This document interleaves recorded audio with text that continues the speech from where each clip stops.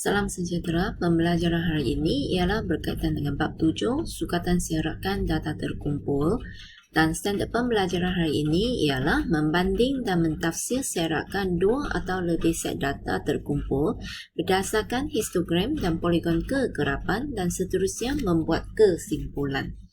Baik, jadi untuk menghuraikan suatu set data terkumpul, kita perlu mengenal pasti bentuk taburan data. So, secara umumnya, bentuk taburan data boleh terbahagi kepada bentuk histogram simetri dan juga histogram pencong. Apa maksudnya dengan histogram simetri? Maksudnya, kalau kamu perhatikan, kedua-dua bentuk graf yang ditunjukkan akan sama dari segi bentuk ataupun saiz. Sama kalau dibelahkan di tengah. Kita tengok sebelah kiri dan sebelah kanan lebih kurang sama saja. Okey. Jadi untuk bentuk yang pertama ini kalau kamu perhatikan bentuknya adalah bentuk seolah-olah loceng. Jadi kita katakannya sebagai bentuk loceng. Manakala untuk bentuk yang kedua ini kalau kamu perhatikan tinggi setiap bar ini lebih kurang sama sahaja.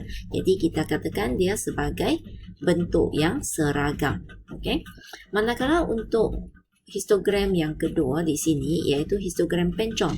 Jadi untuk histogram pencong ni kamu perhatikan sama ada dia akan memanjang ke sebelah kanan ataupun memanjang ke sebelah kiri. Okey. Jadi untuk graf ini kita katakan sebagai pencong ke kanan dan untuk yang kedua pula ialah pencong ke kiri. Okey, selain daripada 4 jenis bentuk yang kita perhatikan, ada juga bentuk-bentuk taburan data yang lain. Sebagai contoh di sini iaitu bentuk U, U shape. Kalau kamu perhatikan bentuk dia ialah U shape. Okey. Dan untuk yang kedua pula ialah bentuk macam J. Ya, macam J. Dan untuk yang ketiga ialah bentuk J juga tapi dia tersongsang. Dan untuk yang keempat ialah B-mod. Apa maksudnya? Maksudnya dia tak seragam. Ada tinggi, ada kadang-kadang turun, tinggi, turun. Naik, turun, naik, turun. Ya. Jadi itu yang dikatakan sebagai B-mod.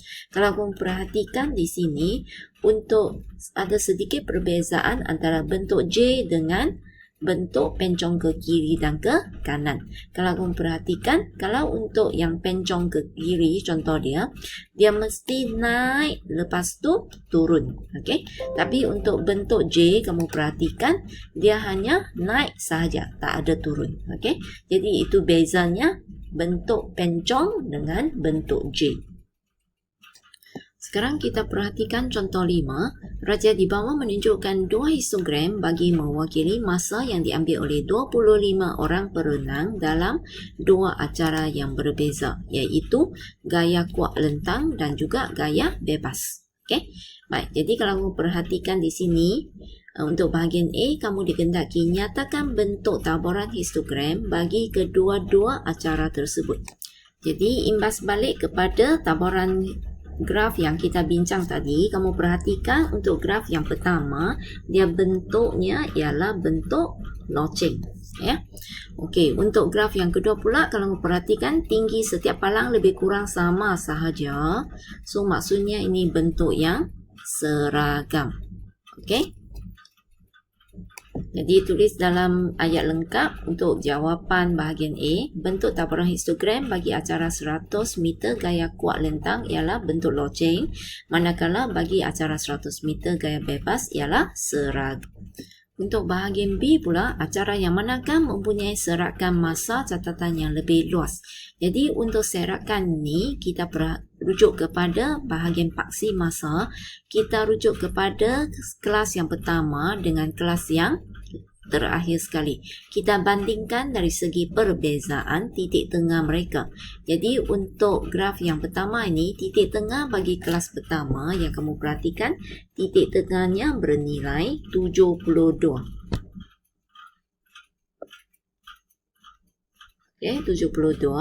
Manakala untuk kelas yang terakhir bagi graf ini ialah 102.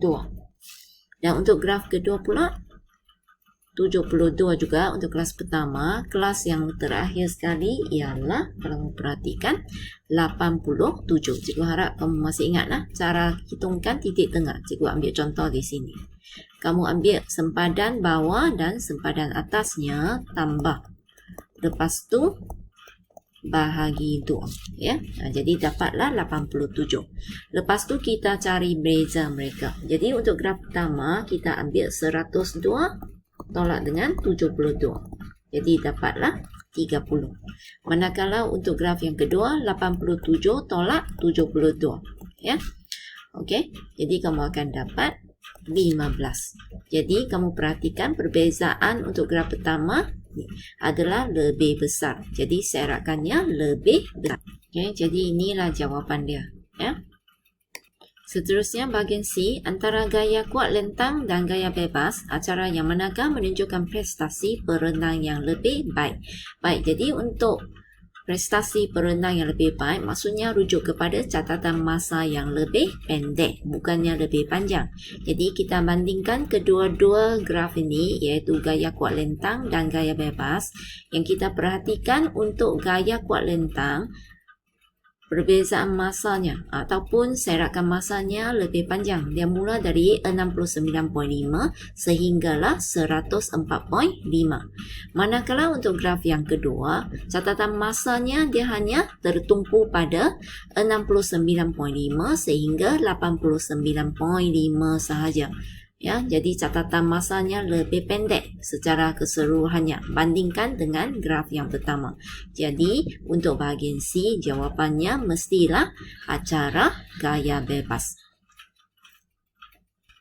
Jadi kita tuliskan jawapan dengan huraian yang lengkap. Acara 100 meter gaya bebas kerana kebanyakan catatan masa perenang adalah lebih baik ataupun lebih pendek.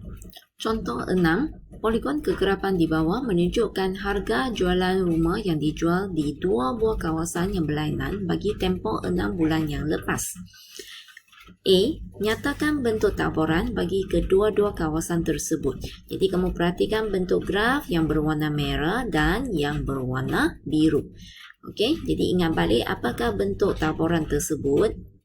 Jadi kamu akan perhatikan graf yang pertama ini yang berwarna merah adalah pencong ke kanan. Manakala yang graf yang kedua adalah pencong ke kiri. Jadi inilah jawapan bagi bahagian A. Seterusnya bahagian B, bandingkan serakan harga jualan bagi kedua-dua kawasan tersebut. Okey, jadi sekali lagi untuk serakannya kita tengok titik mula dengan titik hujung. Kita bandingkan kedua-dua graf tersebut. Okey, jadi cikgu highlightkan dulu, cikgu bulatkan dulu. Untuk graf kawasan A, ini titik awal dia, yang ini titik hujung dia. Okey. Dan untuk graf B pula, kalau perhatikan di sini. Okey. Jadi untuk ketahui serakannya, nak bandingkan serakan mereka, sebenarnya tak perlu kira. Okey. Cikgu tunjuk langkah dia. Kita tengok saja, okey? Graf yang merah ni, kita tengok sini. Okey, kita ambil jarak sini. Okey, bandingkan dengan graf yang B pula. Okey, cikgu ambil warna lain. Cikgu tarik turun. Okey, so sekarang kamu perhatikan kedua-dua garis yang cikgu lukis, yang warna hijau dengan yang warna biru, iaitu yang mewakili serakannya. Okey, kamu perhatikan panjang mereka lebih kurang sama sahaja. Jadi maksudnya untuk kedua-dua graf ni sebenarnya mempunyai serakan yang lebih kurang sama. Jadi tak perlu buat perhitungan. Kita banding dari segi gambar raja. Okey, jadi panjang mereka lebih kurang sama. So maksudnya serakan pun lebih kurang sama sahaja.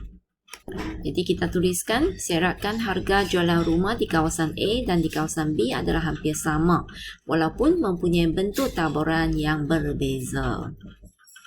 Untuk C pula, pada pendapat anda, kawasan yang manakah mungkin mewakili kawasan bandar dan luar bandar? Jadi ini tanya tentang pendapat. Okey, kita macam mana kita nak ketahui kawasan yang manakah mungkin mewakili bandar dan luar bandar. Jadi kita rujuk kepada harga jualan. Kamu perhatikan untuk kawasan A, harga jualannya adalah jauh banding lebih murah. Jauh lebih murah. Okey, bandingkan dengan untuk yang kawasan B. Ya, yang ini lebih murah. Yang ini lebih mahal ataupun lebih tinggi. Jadi kita boleh buat anggapan bahawa bahagian sini adalah kawasan A ini adalah kawasan luar bandar, manakala kawasan B adalah kawasan bandar. Jadi semasa soalan tanya tentang pendapat, kita perlu bandingkan dan seterusnya berikan alasan mengapa kita membuat pilihan jawapan sedemikian. Okey. Jadi kita terangkan dengan lengkap. Okey, itu sahaja penerangan tentang bahagian ini. Sekian, terima kasih.